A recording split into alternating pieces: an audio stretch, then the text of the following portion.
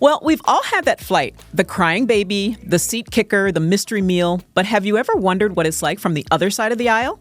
Today, I'm sitting down with Dave, a flight attendant who's seen it all, from midair proposals to the wildest passenger stories you can imagine. So buckle up because we're about to go behind the curtain at 30,000 feet. So Dave, welcome. I'm so glad you decided to join me. And it's an honor to be here. I'm so excited for you. Oh, well, thank you. This I'm is so excited to exciting. get a chance to talk to you. And maybe, why don't I'm going to just say that Dave and I know each other because you had been a flight attendant before we met for a different airline, but we were working together in flight training when I became a flight attendant about 7 years ago, I want to say. 7 or 8 years. Yeah, our 7th anniversary just passed. Okay. So yeah. I'm no longer a flight attendant, but I made some really great friends, and Dave is definitely one of them. Every time he comes to town, he comes and we get a chance to connect and spend some time together. So tell us a little bit about your history as a flight attendant, like how many years you've been in the business, that kind of thing. Yeah, so I started in the industry in 2013, early in 2013.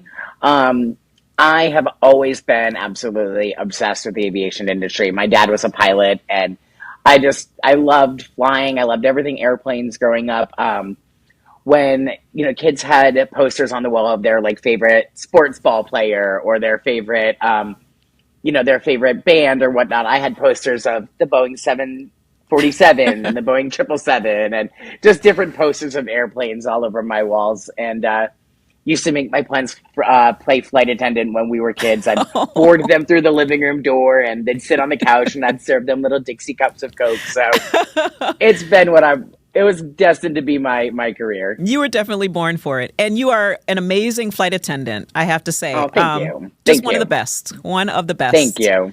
And anybody would be lucky to train under you because you are also a trainer.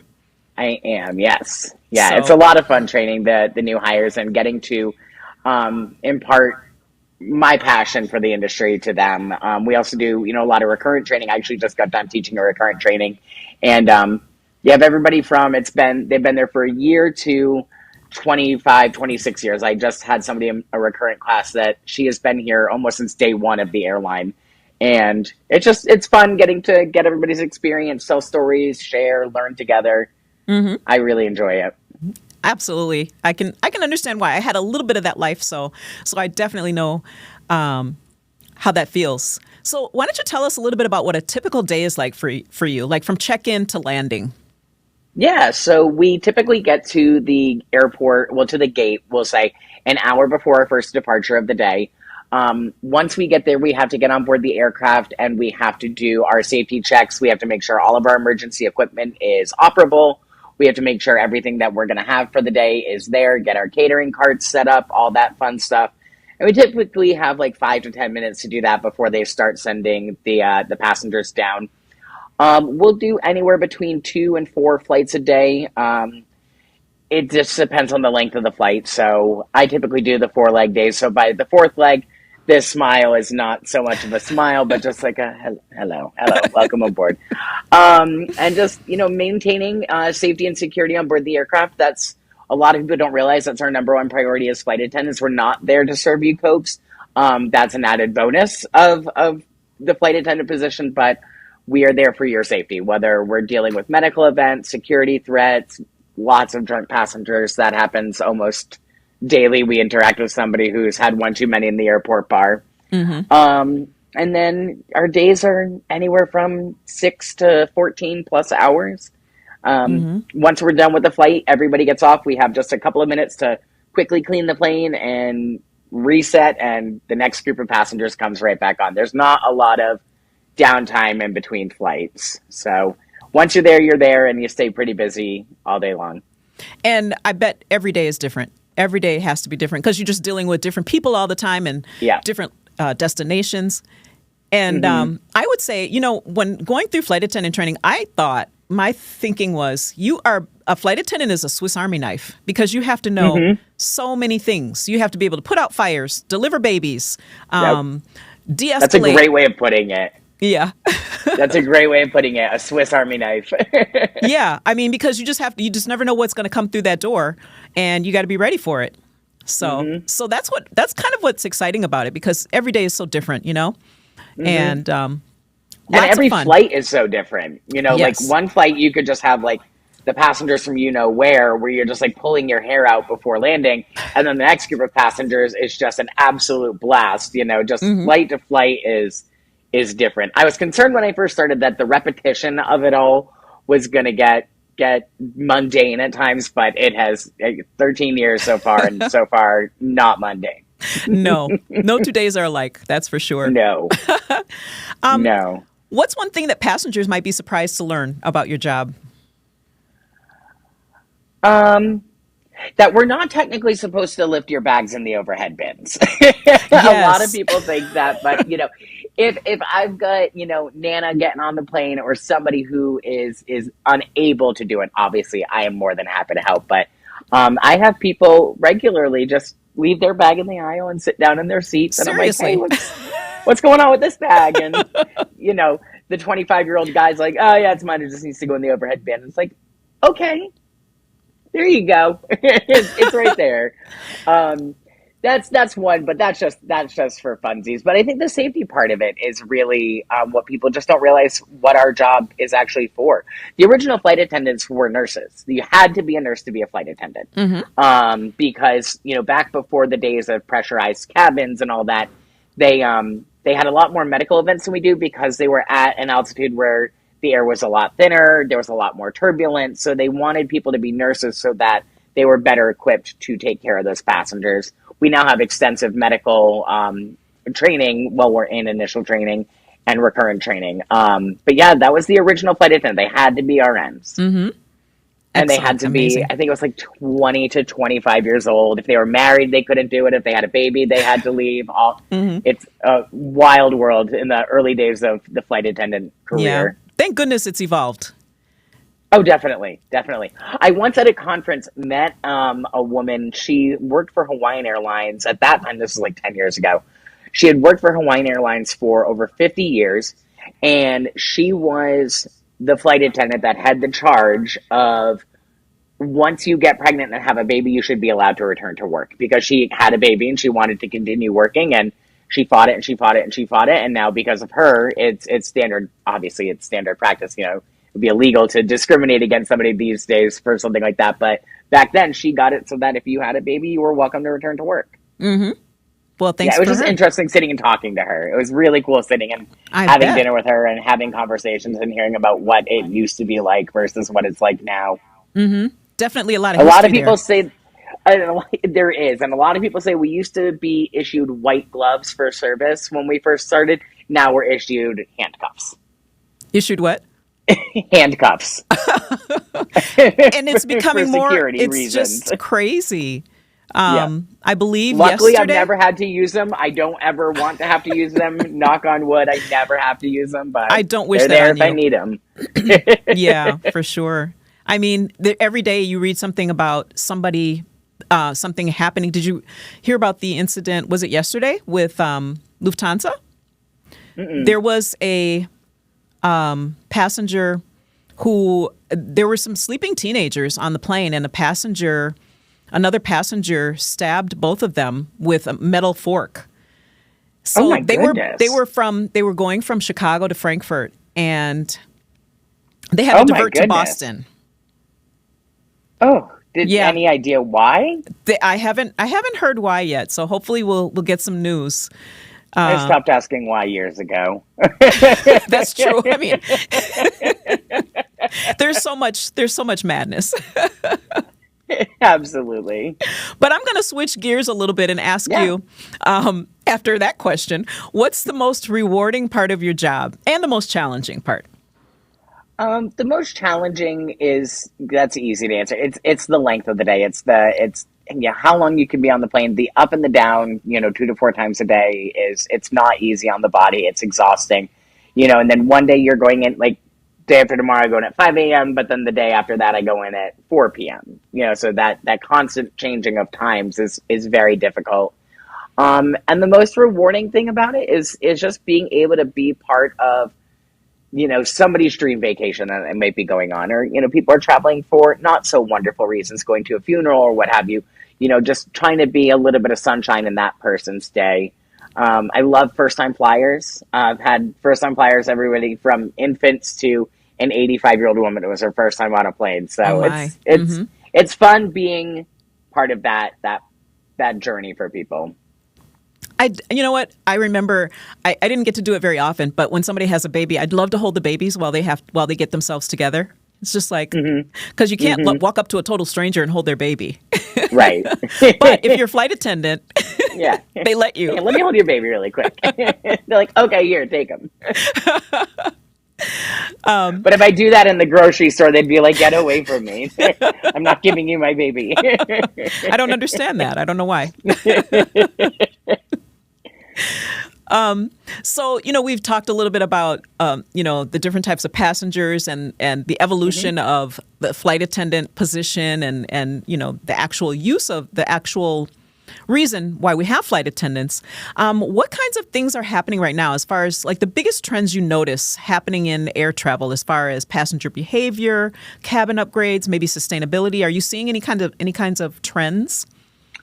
Well, in the aviation world itself right now, most aircraft manufacturers are trying to find more innovative ways to make flying a little bit more greener, instead of burning, hundreds and hundreds of gallons of kerosene while they fly. They're trying to find new, greener ways to do that. So these new aircraft that you're seeing, like the Airbus Neo series of aircraft, or the Boeing Max 737 Max aircraft, or their new aircraft, they're much greener. They have more fuel efficient engines. They even down to like how they air condition the airplanes saves fuel. So they're doing that, making it out of carbon fiber. And I'm seeing, so after COVID was wild, and we're going to get into that. But COVID was a wild time in the flight attendant world, and we went through this period where like everybody was just happy to be flying again, and then we went through this period of they were back to their old selves, but far worse than they were. But now we're seeing a definite downturn in passenger numbers right now. The economic state of the world, people aren't traveling as much as they were. So I'm finding the people that are flying these days are definitely much more seasoned flyers, much more familiar with how the process works. I know to you and me, getting on a plane sounds fairly easy, but for some people, it's just when they don't do it every day, it's not easy for them. So I'm not seeing a lot of those people. I'm seeing more the business travelers, or regular flyers, and just an uptick in people flying the more budget friendly airlines. I know Spirit hasn't been doing very well, and I work for a low cost carrier. But people are definitely opting to fly on us versus on Delta or American United, the legacy carriers or the more full service carriers. We're definitely seeing a shift towards the budget flyer to save a little bit of money here and there. Yeah, definitely. Yeah, this it's going to be interesting to see how this shakes out with just all the things that are going on. So many things at the same time. Yes, lots of things going on in the world. Definitely affect. They have such a ripple effect. It's like you just never know what's going to happen next. Is there anything you're excited about, like as far as innovation with the aircraft? Let's say. Yeah, I mean, it's, so Airbus recently came out with, it was a concept for a more green airplane, and a hydrogen-powered aircraft, which is far more green than burning kerosene. And they claim that they're going to have the first prototype, hopefully in the air by 2030 or 2035. It was, a small time frame. It's hard. You have a car manufacturer that's like, oh, let's build this kind of car. And from the idea to it being on the road a year or two, but with aircraft, it's so stringent, the design process, the manufacturing, the testing, there's so many moving parts to it, that from a clean sheet of paper to an aircraft actually being in the air can be upwards of 10 years. So they put a short time frame on it. So I'd like to see if they are able to do that, and B, if it works, if airlines start buying these aircraft, that are, much better for the environment, much better for the passenger, because the lower the fuel cost, the lower the cost is to us. It all trickles down. Yes. It would be cool to see them that come out with an aircraft like that. There's smaller airlines, smaller aircraft manufacturers are operating electric planes now. So Cape Air is really big up in like New England and the Caribbean. Oh. And they have a whole fleet coming of all electric airplanes. So that's exciting. Would we get to that point with large commercial aircraft? It would be fun to see if that's something that happens, hopefully in my lifetime. I would love to see why that. not. Yeah. Very cool. What do you think about with the seats? I keep reading about them talking about these seat redesigns and configurations. Do you think anything's ever going to come of that? You've seen like the bunk bed ones where Yes. there's like, they're never going to do that. There's also the stand-up one that looks like almost like a roller coaster seat. Like, yeah. that makes its rounds every few years, and I don't ever see airlines going that direction. Yeah. But you never know. But we just got all new seats on our airline, and they're thinner, but they've got more padding. They're very nice, but it makes it so that you can fit more people onto the aircraft as comfortably as you can. So, but man, if we ever go to those stand-up seats or those bunk bed type seats, I might have to pick a new career path. Could you imagine trying to evacuate? Oh my Lord! Go down the the evacuation stairs. No, time? wait. You got wait for this person to come down the stairs, then you go down the stairs. Because what is it? 90 seconds? 90 seconds. Yep. Okay. Yeah, that would be from being told to evacuate the aircraft to having every passenger off it. We have to be able to do it in 90 seconds. Speaking of evacuating the plane, I just read that, I don't know what city it happened in, but I just read that a flight attendant accidentally deployed the slide on a Delta flight. Did you hear anything about that? Yeah, it happens. It happens from time to time. I mean, yeah. So when people ask us a lot, when they when we're done boarding and we close the doors, you hear an announcement that says, flight attendants prepare doors for departure, cross-check and stand by for all call. We usually say it so fast, people are like, alcohol, stand by for alcohol. But what we're actually doing is we're arming the doors so that if the door opens, it's now in emergency mode. That slide is now activated or armed and ready to go. Should we open that door, the slide will deploy. So when people aren't paying attention, if they don't disarm their door properly, it's easy to do. Or, I've seen people that the poor things are just exhausted, and, they go to open the door and they forgot that they haven't disarmed their slide. It happens from time to time. But again, knock on wood, I've never done that. I really hope I don't. You won't. I have always said, though, I want a slide with permission, but not in an emergency. You know what I mean? Like, they have to inflate them every few years to make sure that they're still functional. And I said they should raffle off, like if you have perfect attendance, they should raffle off the chance to go to maintenance headquarters and blow a slide. That would be so much fun. That would be fun. Well, you just mentioned flight attendants, sometimes making those kinds of mistakes because they're exhausted. Could you tell us a little bit about? I know you have a program that's near and dear to your heart, and it's for flight attendants. Why don't I let you speak to it, because I think you're much more eloquent than I am. So I am the chairperson for FADAP, is what it's called, the Flight Attendant Drug and Alcohol Program.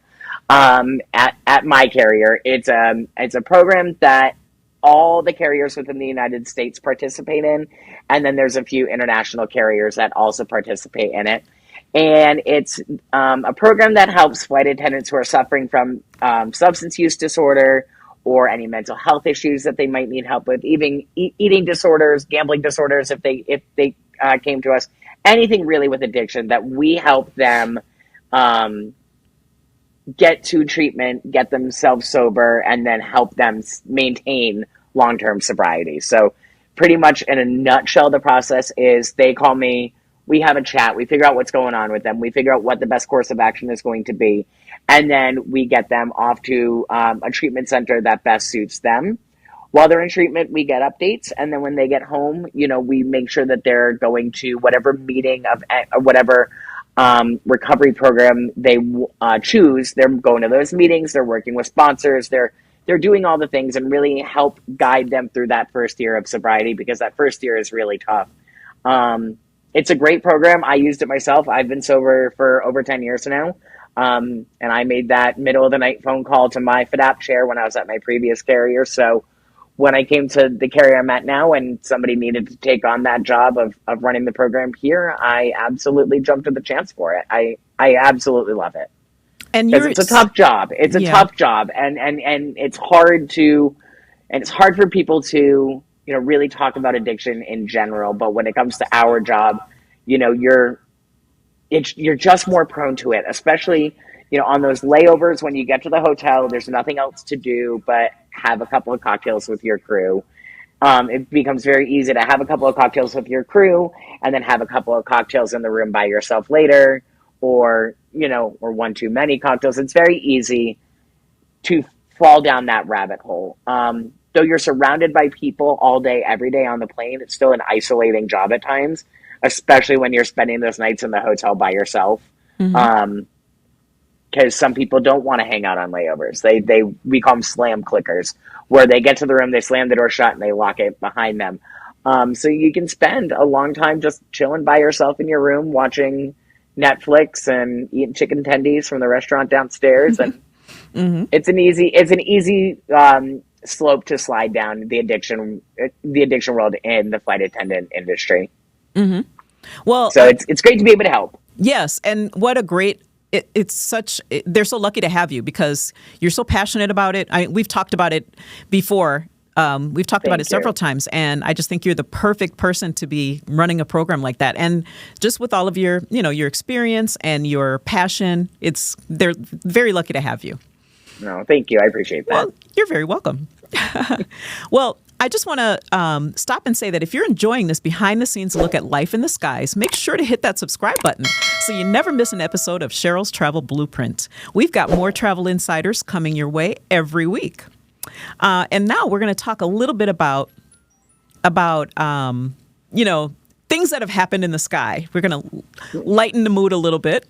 And without naming names, what's one of the funniest or strangest passenger moments you've experienced? And if you don't have a passenger experience, you can share a flight attendant experience. Oh, Lord. There's so many. There's so many. Yeah, I've had a lot of unaccompanied minors. Those are always really interesting. Okay, here's the thing. I don't understand it, and no flight attendant does. Nobody can open the bathroom door on an airplane. I will never grasp it. It's a door. It's a door with a handle. And instructions. It's marked lavatory. And there's instructions on how to open it. It's so funny. We make fun of it all the time, and it's just one of the most common sentences I say at work is, it's the silver handle. Just twist and pull. Yep, just twist and pull. No, twist and pull. That's one of the more recurring things that I see. As you said earlier, I've had, people propose on the airplane before. I've heard of a wedding happening on the airplane, which I would have loved to have seen. That would be a lot of fun. We've done a lot of Make-A-Wish flights. Those are always a wonderful time, having these kids that are going through something terrible, and bringing them to whatever it is that their wish was, whether it's Disney World, going on a cruise. We had one kid that wanted to be a flight attendant, so they put him on a really long flight and they gave him a little tiny uniform and let him do service. I wasn't on that flight, but I've seen it. I've seen the pictures of it. It was so adorable. He was so cute with his little tie and his little vest on. It was adorable. That's so cute. Yeah. And then, of course, the crazies that you see on the day-to-day. It's never ending, and it makes for good party conversation. One of the things definitely makes it. Oh, I'm sorry. Good. Sorry. I was just going to say that I remember one of the things that drives me crazy is when people don't even make eye contact with you. You don't have a trash bag in your hand, and they just take a cup and just hand it to you. Like, yeah. Am I not human? What are you doing? Yeah. Or you get to the row when you're cleaning up the plane after the flight's done and there's just trash everywhere. And you're like, how many times did I come through saying trash? trash, trash items. And how many times did they come through? And what happened here? It was an hour-long flight. Exactly. You just, And you'd expect it to be kids, and it's not. It's grown adults. It's grown adults. fully grown humans. Yes. And I'm sure that since COVID, it's probably gotten even worse than, because when I was a flight attendant, it was pre-COVID, and it was Yep. it was kind of crazy then, and I'm sure it's gotten. There's been peaks and valleys. It just like anything, but like, during the pandemic and the masks were so triggering for people, and it again, knock on wood, I didn't have anything too crazy happen, but friends of mine did. And for a while there, everybody was super nice when COVID kind of was ending and people were happy to be traveling again. And then they just got even like worse than they were before there for a while. But now we're in this period where they're being nice right now. They're not too difficult. Okay, well, It also depends on the city you're going to. Like a route that I used to work a lot, Denver to LA, awful. Denver to LA is an absolutely terrible route. But then you do like Denver to Des Moines, and they're lovely. Anything Southeast Florida, West Palm Beach, Miami, Fort Lauderdale, any of those, they're challenging. That'll be the diplomatic way of putting it. They are challenging. But then you've got your cities that you're just like, oh, I love working those flights. Everybody's so nice. So we bid based on things like that at times. Like my bid, it's no Lauderdale, no West Palm Beach at all. I don't want it. I'm just curious if you've noticed this. In the short time that I was working as a flight attendant, I noticed that different city pairings had always had different beverage preferences.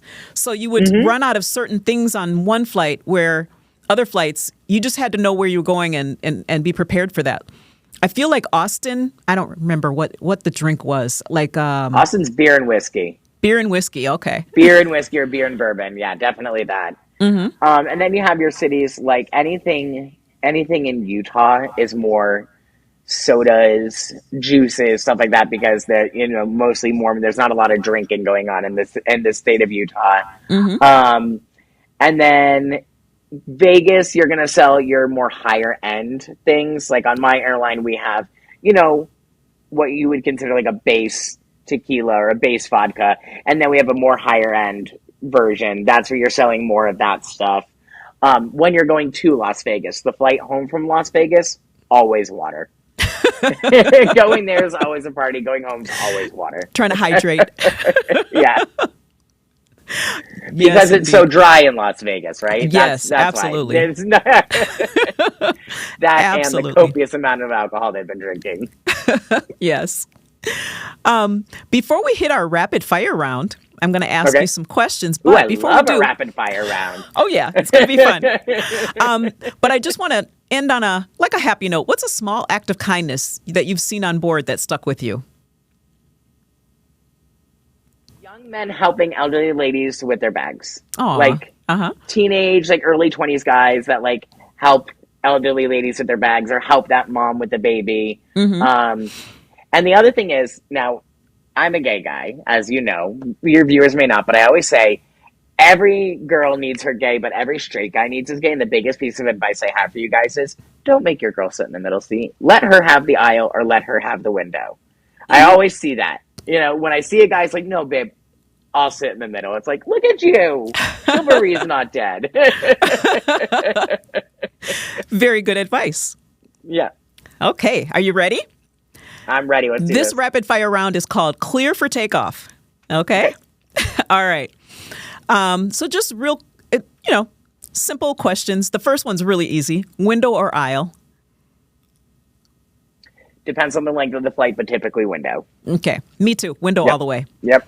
Best airport in the world or best airport you've visited? Ooh.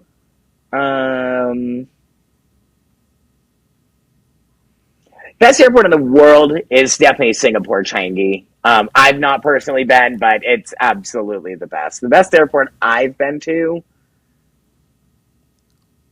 The smaller ones, the tinier airports. Just don't say Rockford. I don't know if you've ever been to Rockford. You mean the Or Stockton. VFW that they turned into an airport?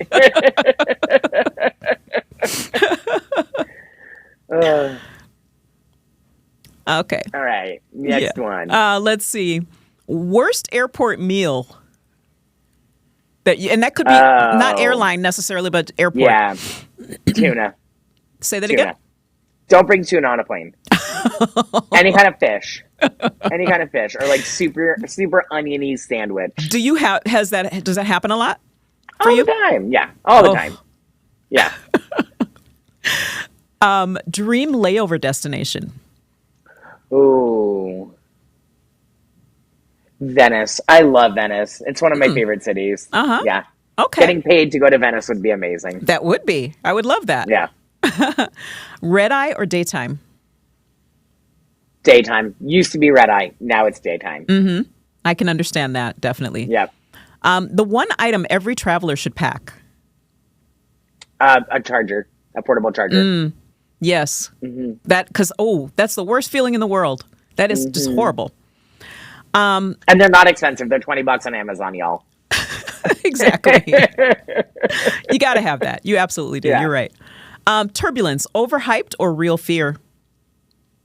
Oh, definitely real fear. Definitely real fear. I mean, the plane is designed to handle turbulence. I have no worries about the plane itself getting through the turbulence. But if you're not buckled in or you're up and about and that turbulence happens, you can get really hurt. I've got a girlfriend that's been out of work for over 2 years now because she got hurt in turbulence. Mm-hmm. Yeah, it's not anything to mess around with. Right. And I feel like it's probably more dangerous for the flight attendants for a couple of reasons. Number one, they're walking, they might be doing service and turbulence hits, so they don't have that option to be buckled in the whole time. And it can come out of nowhere. Yes. Mm-hmm. Yeah. Yeah, and we've definitely seen lots of stories of that kind of thing happening. Mm-hmm. We've seen lots of videos with that. So we're not being jerks telling you to put your seatbelt on. I promise we're not doing it to be mean. We're doing it because that turbulence can come out of nowhere and, 1 minute you're in your seat, the next minute you're on the ceiling, and then the next second you're smashed down into the floor. Mm-hmm. Yeah. Absolutely. Well, Dave, I want to thank you so, so much for giving us a peek behind the curtain.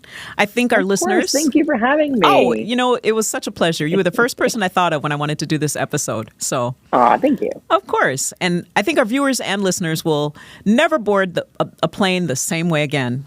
And I hope that that all of your passengers are kind and treat you well. Because they've got a great flight attendant, so they should treat you like royalty. Thank you. You're so sweet. And speaking of travel from a new perspective, next week I'll be joined by Carson Wagner from Lifetime of Love Nannies, where we'll talk all about family travel, from flying with toddlers to keeping kids entertained abroad. So don't forget to subscribe to Cheryl's Travel Blueprint wherever you listen to podcasts, and keep exploring the world one journey at a time. Don't forget to subscribe.